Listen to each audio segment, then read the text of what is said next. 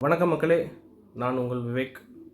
இன்றைக்கி விவேக் டாக்ஸில் வந்து ஒரு சின்ன ஒரு முகநூலில் வந்து ஒரு பையன் வந்து டிவிகே தொண்டர் வந்து ஒரு ஃபோட்டோ அப்லோட் பண்ணியிருக்கான். திமுகனுடைய முப்பெரும் விழாவில் வந்து கூட்டமே வரலை அப்படின்றது வந்து ஃபேஸ்புக்கில் அப்லோட் பண்ணியிருக்கிறான்.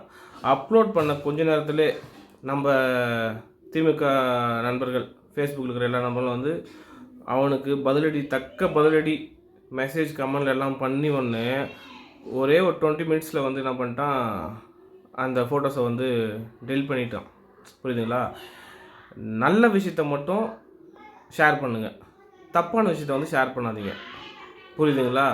நான் சொல்கிற விஷயம் வந்து கூட்டம் வந்துச்சா வரலன்றது வந்து நான் 4-5 ஃபோட்டோ அப்லோட் பண்ணுறேன், அதை வச்சு தெரிஞ்சுக்குங்க.